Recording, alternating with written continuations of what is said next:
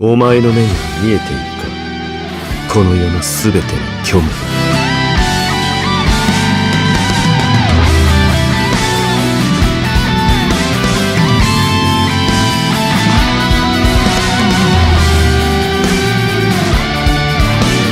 トルメンタでメンテスで死ぬ。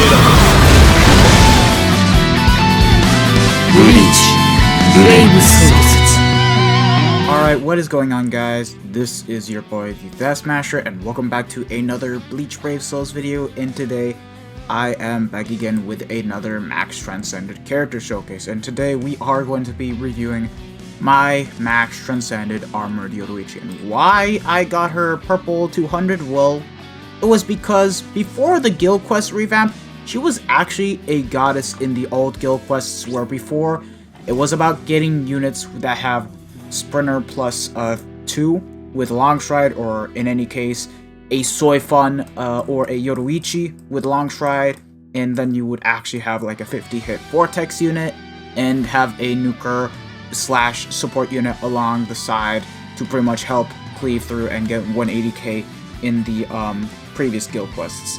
Well, now it's pretty much completely changed, and this Yoruichi has actually lost her use. But now let's see how she fares up in overall PvE content. So this character right here, she came out alongside Tensa Zangetsu and White Ichigo for JP's 2nd anniversary. However, JP, instead of having Yoruichi, Tensa, and White Ichigo, it actually had Segunda Etapa Ukiora, the Speed Halibel, and the Heartstark for the 2nd anniversary for JP, because at that time, Global and JP weren't synced up, and Global was always 1 month behind getting the units, so they pretty much changed the anniversary for how it was played out, and then within the span of a month, they completely synced up JP and Global, and now they both get the exact same updates and overall content. But anyways, this Yoruichi, has she aged well? Well, let us find out. Soul Reaper with the Aranka Killer, not bad. Strong attack damage plus 25%.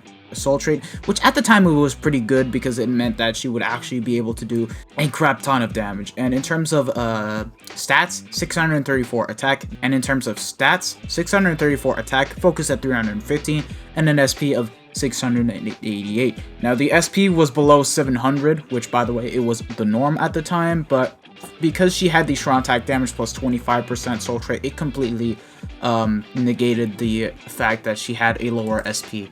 And yeah, no status elements on any of her attacks and her special. And yeah, in terms of skills, she did have a Devastation at 30%, Long Reach at 20%, Havoc at 20%, Frenzy, Sprinter plus 1, and Long Stride. And normally you guys would think that it's a pretty good character. Am I right? Well, unfortunately, you guys are quite wrong, because her kit is actually quite outdated. Alright, so here we are on the BBS simulator, which, by the way, shoutouts to Soldex for this amazing website. I always use this in every single one of my videos when I get the chance to do so, and it's always great to actually use for when it comes to actually taking a look at the unit's stats and skills and everything else related to BBS. But yeah, this is the kit that she pretty much got. 450 radius on this SA1, which, by the way, it's actually a lunge. And then the second Tron attack is the 630 radius AoE type of attack. It's basically the same as the Canfield Halibel's second Tron attack. And then the third Tron attack is an AoE Descent 750 radius in front of her. Yeah, it's pretty outdated, but for guild quests, it was actually quite good for what she had. And in terms of attack similarity, okay, this is bugged. I don't know why. Second Tron attack, I mean, pretty much typical. And then the SA3 is basically the same as this Tag Team Renji, but as an SA2. Jesus, this kit is outdated, but all you need to know about the SA1 is that it's your typical lunge. That's all you really need to know. And then years later, she finally got her resurrection. And honestly, because I had her 5 out of 5 and had her Max Transcended for the longest time, I was hoping that maybe she would get a very good resurrection. Unfortunately, my hopes were completely shattered. But in terms of stats, of course, she did get a nice stat increase, where now she has an SP of 776 and a focus of 332 with an attack of 688. And what did her soul trait get? garbage. Poison duration minus 55%. Who asked that? Like, who the hell asked that? And then the skills. Oh, we see an increase to her Berserker. It seems like now it's 45%. 25% plus 20 equals 45. So she pretty much got herself a 20% Berserker, which isn't bad. I'm not gonna lie. That actually allows her to do a lot more damage. Her Devastation got buffed up from 30% to 40. Long Reach is still at 20%, Havoc is still at 20%, Frenzy, Sprinter +1, and Long Stride. So yeah, the only real changes that they gave to this character is the fact that they buffed her Berserker and her Devastation. And honestly, it's quite bad.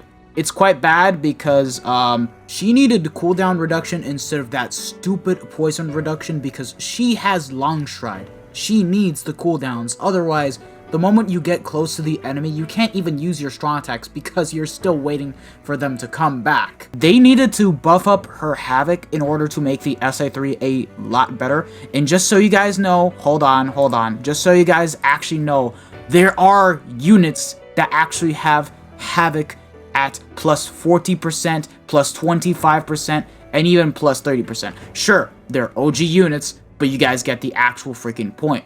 20% Havoc is not the actual cap, and I think that Caleb could have at least buffed up her Havoc a bit.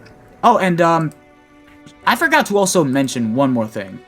She also needed Blast Zone. Why?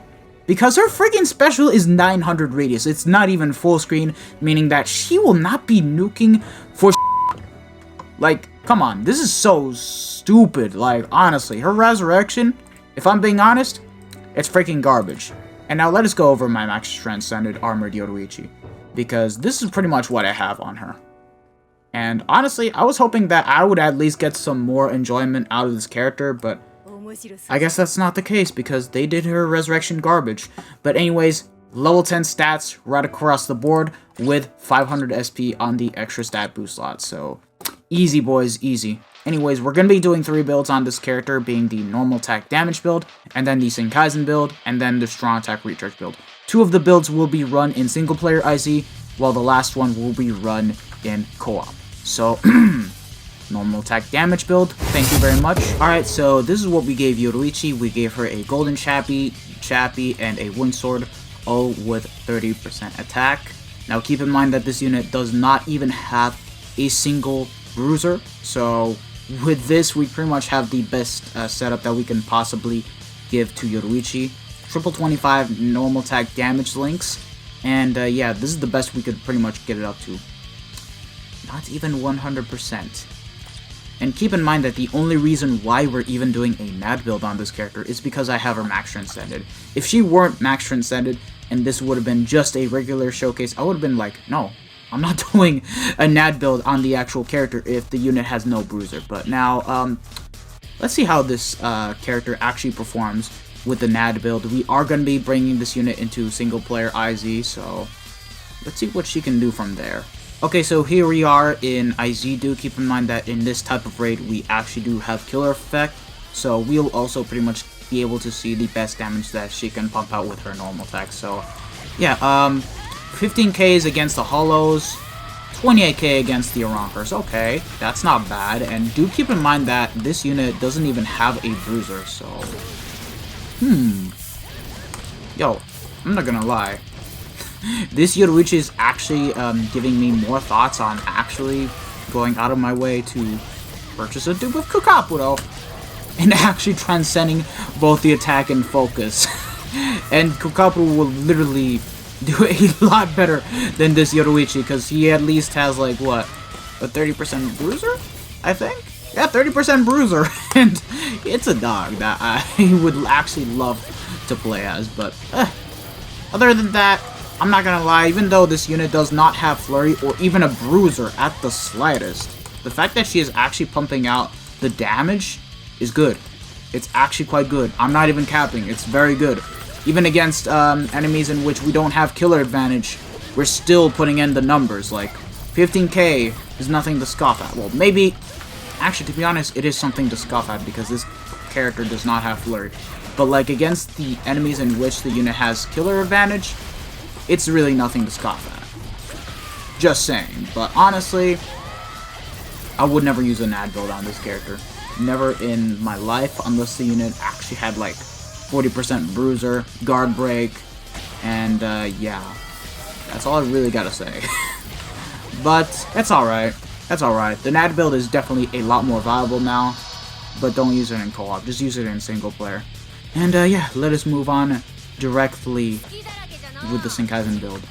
So let's get to it, boys. Okay, so here we are back again with the Senkaizen build, and the build is pretty much what you would expect. Full triple Senkaizen Eisens, and the accessories, we have the badge, pill, and the bait all with 30% SP, so we are going to be getting the best damage numbers with this character. And you know, as a matter of fact, let me put in Ulquiorra just to add in for the actual boost. And by the way, yes, my Ichigo's Transcended. But yeah, in terms of the overall Berserker, we do actually have it boosted up to 125% with the full stamina damage boost at 60%, so easy 185% extra damage that we can do with our strong attacks when staying at full health. And we also have her SP increased up to 4067, so easy numbers, boys, easy. Let me just go ahead and disable the ally, and we can pretty much get into the actual IZ run and see how much damage this character can actually pump out. So let's get to it. Okay, first of all, let me kill these little hollows. Okay, SA1, 32k. Okay, that's not bad. SA2, 21k. Why was it less damage? That is so weird. Well, let's see the damage that we can do with our SA3. A little bit of hollows here. Okay, here we go. 32k on the SA3. Okay, that's not too bad. She is still putting in the numbers, but it ain't anywhere near as, let's say, the likes of 1000-Year Blower Rukia, 5th Anniversary Ichigo, and I would actually argue to say that Swimsuit Nemu will actually outperform this character. Okay, let me go ahead and boost with Ulquiorra, and let's see the damage that we can do. 36k, okay. 27k, okay. 39k. Okay, that's not too bad. She is still putting out the numbers. But we have yet to see how much, excuse me. We have yet to see how well she can actually do when she actually speedruns IZ, because at the end of the day, damage really only matters for, like, guild quests and whatnot, and even some common quests, if I'm being completely honest. And let me be real with you guys, you're not going to be using this character for the guild quest revamp. Not at all, because status elements are a lot more mandatory, and this unit as a support will just not work too much, if I'm being honest. Especially with the fact that she was given the 750 radius AoE distant third strong attack instead of the typical 975 radius AoE strong attack that a lot of characters without Havoc get. So yeah, you guys get my point. But other than that, it wasn't too bad. I'm not gonna cap.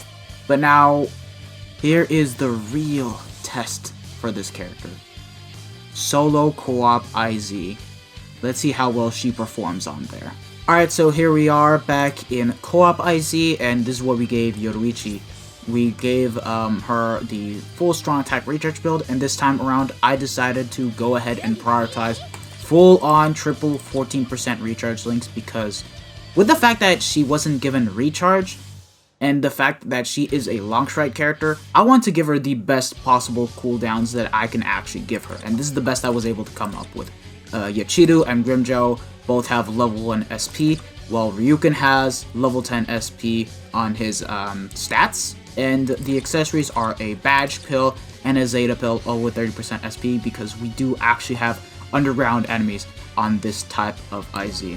Now, the Berserker in and of itself, it's only buffed up by 20% because of the actual badge, so we are not going to be doing the same amount of numbers that we would traditionally do, like per se the other newer units. But anyways, in terms of overall SP that this character has, we have an overall total of 4,495 spiritual pressure, so it's not bad.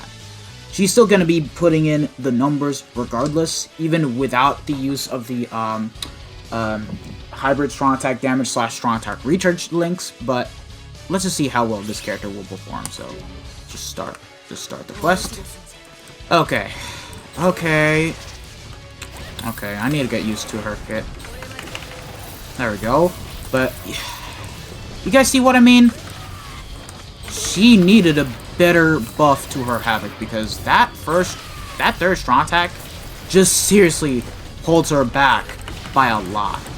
Like, I can't even get the exact number of mobs that I would normally get if I were to play as, let's say, units like Zombie Toshiro, Fierce Battle Ichigo, those kind of units. Like, I would have preferred the normal 975 radius third strong attack. And it's just stupid, honestly.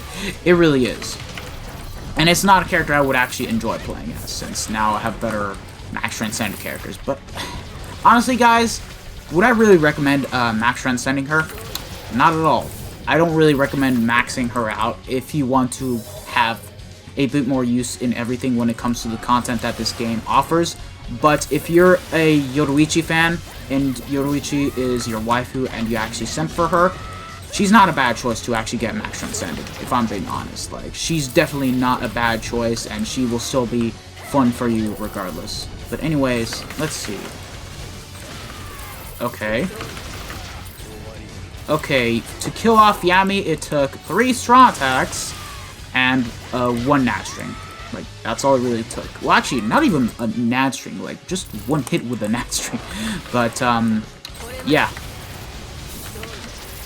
I'm not gonna lie, this kind of IZ is actually a lot better for her since the enemies are at close range for when they spawn in. Except the first room, because, like, that is so freaking cancerous. Okay, let us wait a bit. And there we go. And also, I feel like that instead of keeping the long reach on her, she should have gotten Blast Zone to actually improve the amount of range her special has, because 900 radius, that is literally what Mayuri has. 1000-year Blood War one. And just to give you guys an idea of her range or special, I won't lie, the special animation is nice. It's nice, but hold on. Okay, well, I mean, the mobs did spawn in here, but okay, I need to get another example, because the way of how I showcased it here, it doesn't really show the flaw that her special has. So, like, hold on, give me a quick minute, lads. Okay, so here we are in an actual Senkaizen floor with Yoruichi. Look, the build doesn't matter because I just want to show you guys the special, because literally, the special is literally her biggest flaw. Like, look, I'm just gonna go and nuke from here. And look at that, it doesn't even get half of the mobs. Despite the special animation looking like it's full screen, it doesn't even get all the mobs. Like, it's really outdated. Like, come on, man. The fact that she wasn't even given Blast Zone to increase the radius on her special, it's bad. Like, honestly, I want to say that they shafted her resurrection real bad. Like, I mean, sure, the unit is still usable, so not exactly shafted as I would actually say, but in terms of actually making the unit a lot better, they failed. They really failed in actually making this unit perfectly viable compared to most of the PvE characters. Like, if you look at units like Kugo Ginjo, you look at units like Fullbring Ichigo, 2nd Anniversary Ichigo, and the Power Christmas Riruka, they've all gotten better resurrections than this character to actually prove that they stand up to the meta that the newer characters have. Especially Ginjo, because he already had God Kit with Havoc, but all he was missing was Frenzy. And what did they do to Ginjo? They gave him Frenzy, and he basically became one of the best resurrected characters that we've ever gotten in the game, which is crazy. And this Yoruichi, I was expecting the exact same treatment, but they let me down completely. Anyways, that ends the overall Max Transcended showcase. So yeah, thank you guys for watching this video. I hope to see you guys all in the next one. If you like this video, don't forget to smash that like button, share this video with your friends and family, subscribe to the channel if you guys haven't already, and hit the bell notification so that way you guys are up to date with my most recent videos. And don't forget to also follow me on Twitter. Link will be in the description below. I will have a Who Has Better video between 1000-Year Blood War Rukia and 5th Anniversary Ichigo later on, I will try to get the video done tomorrow, so that way I can actually get one more video out before I summon on Daddy Ichigo's banner, and yeah, pretty much. So yeah, thank you guys for watching, and I will see you guys all in the next video. Peace out, boys.